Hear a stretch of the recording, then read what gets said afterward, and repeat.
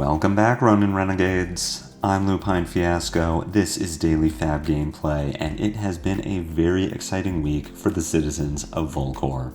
By the time you watch this, we may already have the full set list from the world premiere event in Prague, but at the time I'm recording it, I'm still buzzing from the torrent of Majestics that we've seen since the Kunai of Retribution reveal. I'll talk all about all the Ninja and Draconic spoilers we've been shown and how they rate for Syndra and Phi, but first I'll talk about the benefits of a YouTube subscription.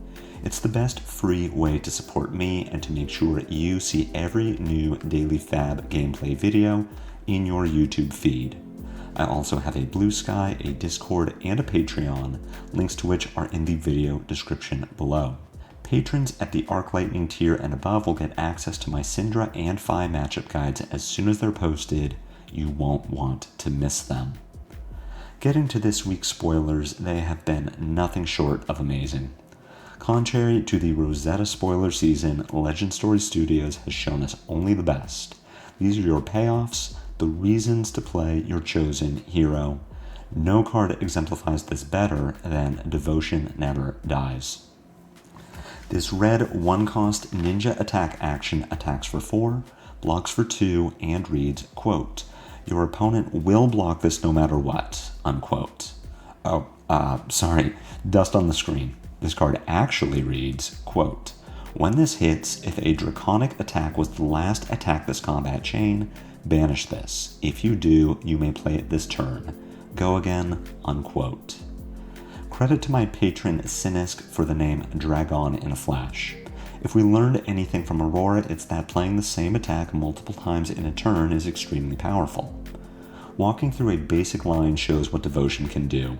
It, a blue, and Flick Knives is a 2-card 10. Add a second blue and it's a 3-card 15. Add a fealty to push it to 19. That said, Devotion is only insane if it hits. Gone lines just happen with no chance for your opponent to interact. Devotion lines are crazier at the cost of being easier to stop.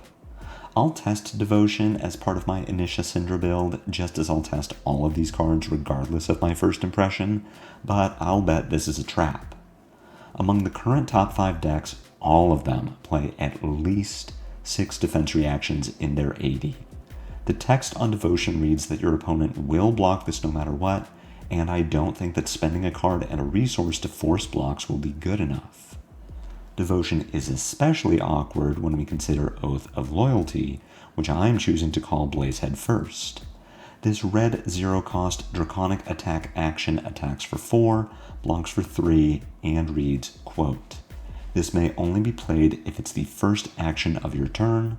When this is played, until end of turn, you may only play cards that are Draconic. Go again," unquote. It took 2.5 years, but we finally got Phi support. Syndra will play this, but the card is uniquely good for Phi in that it's a 4-power red Draconic starter. Syndra loves that too, but has more flexibility in how she starts her turn thanks to her Draconic Kunai. She'll also find Blazehead first to be anti-synergistic when drawing it from a Mask of Momentum trigger when it won't be playable that turn. Phi has been dying for more Draconic starters since Uprising, and he finally has a great one.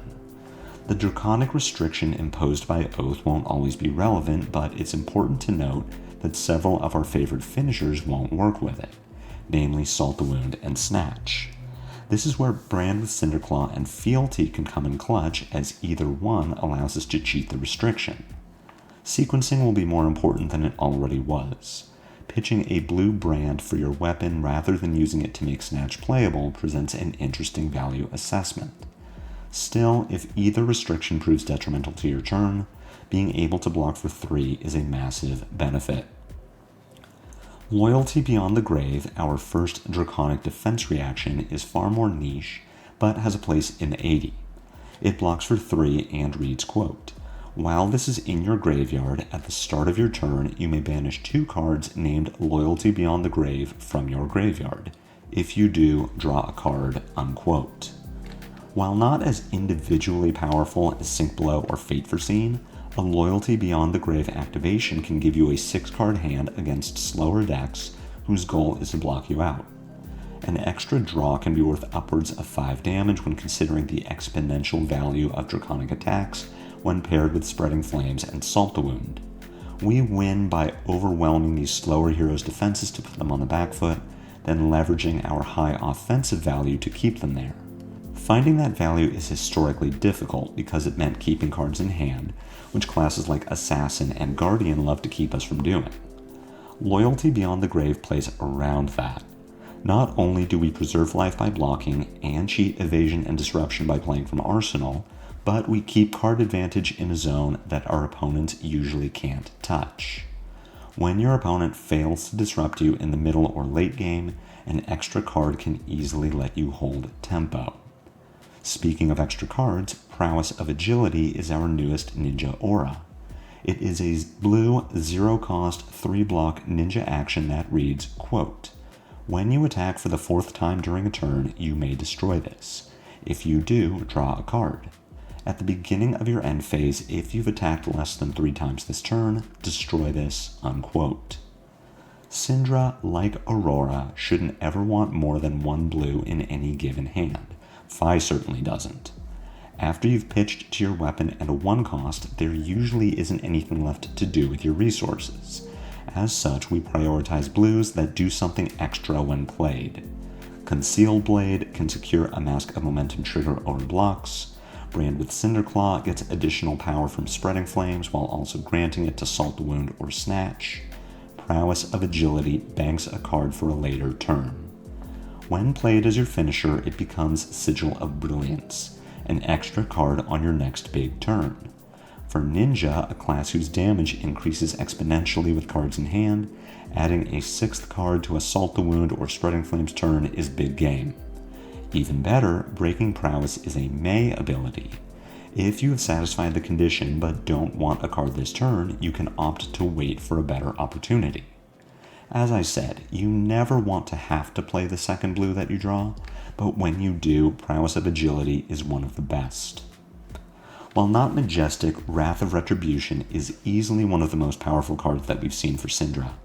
This red 3-cost Draconic Ninja attack action attacks for 3, blocks for 3, and reads, quote, "Legendary. This costs 1 resource less to play for each Draconic Chainlink you control.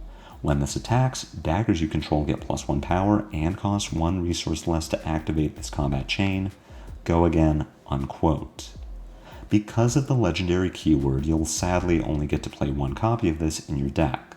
Luckily for us, Wrath shines no matter how you play it. While you're inclined to put Draconic Chainlinks on the chain to discount its cost, don't fool yourself into attacking with your daggers first. Hardcasting Wrath by pitching an entire blue to it is worth more than that. A chain of Wrath, Dagger, Dagger, Flick is a 2-card 8. If you activate Syndra and attack with the recurred dagger, it becomes 10. That same blue pays for Spreading Flames and Wrath, opening insane lines of play. At a minimum, you can present a 3-card 13 or 16. 3 Ronin Renegades followed by Wrath is a 4-card 17 or 19, and that is Wrath's floor. The ceiling will be absurd. Deciding whether to end your turn with 1 or no daggers will come with time and be very indicative of the skill of the Syndra player. Wrath can make the choice simple. Ignite, our next majestic, can also create some absurd turn cycles, though it's slightly more innocuous for Syndra than Fi. This red 0-cost Draconic Ninja attack action attacks for 2, blocks for 2, and reads, quote, "When this attacks, the next Draconic card you play or activate this combat chain costs 1 resource less to play or activate. Go again," unquote. Important things to note. Spreading Flames is a Draconic card. Kunai of Retribution is a Draconic card. Searing Emberblade, Flamescale Furnace, and your hero are all Draconic cards. Fi has been dying for this for 2 years. Here are some lines that would have caused Fi to hit Living Legend last year if he had Ignite. Ignite, Mounting Anger, Blaze Headlong, Phoenix Flame is a 3-card 13 with Tiger Stripe Shuko. Ronin Renegade, Ignite, Phoenix Flame, Lava Burst is a 3-card 12. Ignite, Tunic, Emberblade is a 1-card 5. Ignite, Emberblade, Command and Conquer is a 3-card 11 with Disruption. Ignite, Emberblade, Phoenix Flame, Breaking Point is a 3-card 12 with Disruption. Phi has always been limited by the resource cost of Emberblade. Needing to pay 2 resources to function is a massive constraint, evidenced by how much better Starfire is in Aurora. 3 copies of Ignite won't drastically change the way we build Phi, but it will empower certain hands in ways that weren't possible before. Turning on Blaze Headlong and Shuko while acting as a Tunic activation is massively powerful, and both ninjas are better for it. Dragon Power is, in my opinion, only worth playing in blue. This 1-cost ninja attack action attacks for 2, blocks for 3, and reads, quote, "When this attacks, if it is draconic, it gets +3 power," unquote. At red, Dragon Power competes with Art of the Dragon Fire. While Dragon Power presents 2 more physical damage, great for triggering Mask of Momentum, Art of Dragon Fire will always deal 2 unblockable damage, which is far more valuable. Art of Dragon Fire also attacks for 1 more point of damage when not draconic, so the choice between these 2 finishers is easy. At blue, however, Dragon Power attacks for 5 when draconic, and is the most upfront value that you'll get out of your second blue in any given hand. It's a 2-card 8 with another blue, Fealty, and Flick Knives, and is a very nice way to utilize a small hand when you're forced to block towards the end of the game. Dragon Power is only limited by how much Fealty Syndra can produce, which is in turn limited by how often she can mark an enemy hero. I have yet to see the mark keyword on anything that I want to play. We'll talk about Exposed, Tag the Target, and Public Bounty in a bit, which means that Dragon Power doesn't make the cut. I'll keep an eye on it though. It's a powerful effect to have on a blue 3 block, and I'd be happy to play it if I thought it was good. Drop of Dragon Blood is my new favorite Draconic card, and soon it'll be yours too. This red 2-cost Draconic instant reads, quote, "Legendary. This costs 1 resource less to play for each Draconic chainlink you control. Gain a resource, draw a card," unquote. What an incredible card for Syndra and Phi. Sadly, it has the legendary keyword, but once you start to see the lines, it's easy to understand why. I talked about the benefits that Ignite can provide for any given turn cycle, and Drop checks most of those boxes. It turns on Blaze Headlong and acts as a pseudo-tunic activation for your abilities or attacks, but rather than helping to trigger your Shuko, it just replaces itself for more value. The downside compared to Ignite is that you'll need to keep an extra card in your hand to get the most out of it. The above rate lines that Ignite enables all take 1 more card to achieve with Drop. In exchange, you'll get an extra card for your chain or arsenal. Even better, the card you draw from Drop may be what enables you to perform those lines. 2 Ronin Renegades and a Drop will always equal 7 damage after you recur your Phoenix Flame or attack with a dagger, but drawing into a finisher will put you above rate. Like Ignite, Drop won't always lead to a busted turn, but like Ignite, your most busted turns will involve Drop.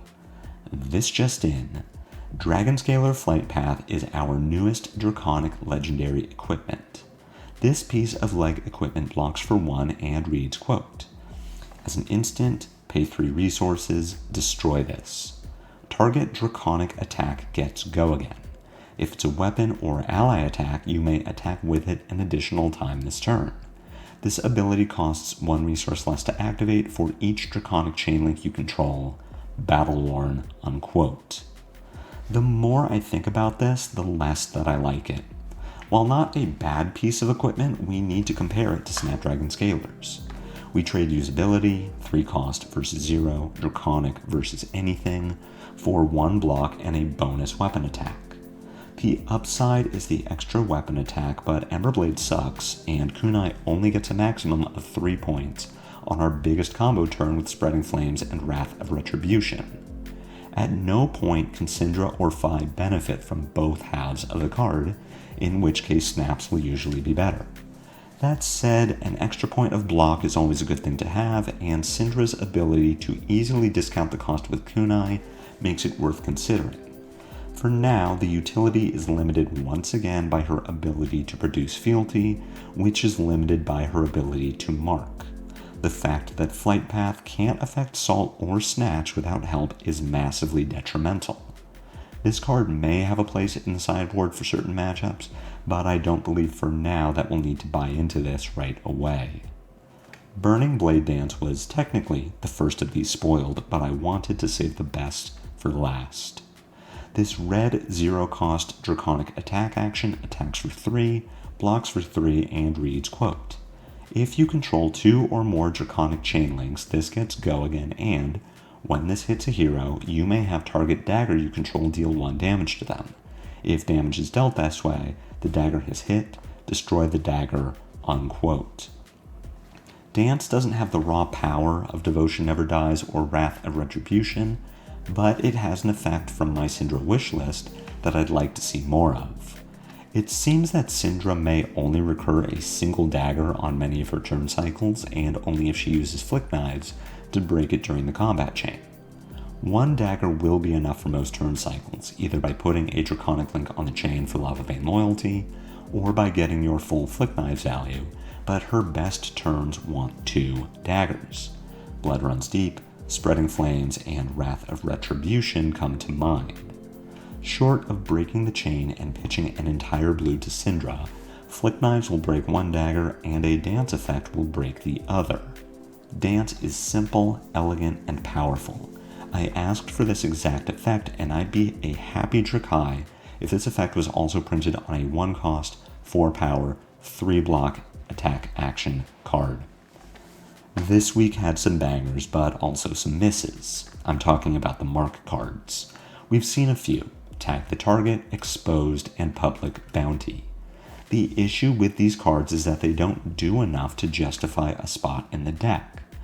Exposed competes with Concealed Blade, which not only blocks for 3, but has utility against Passover. Public Bounty is a 1 for 3 in a deck full of 1 for 4s and 5s, and Tag the Target competes with Draconic starters. The biggest indictment against these mark cards is, at least in my early builds, Syndra seems to function perfectly well without it. Art of the Dragon, Blood, and Fire are both very powerful cards, but not so much more powerful than our other options that I want to make my deck worse to jump through the hoop of creating fealty.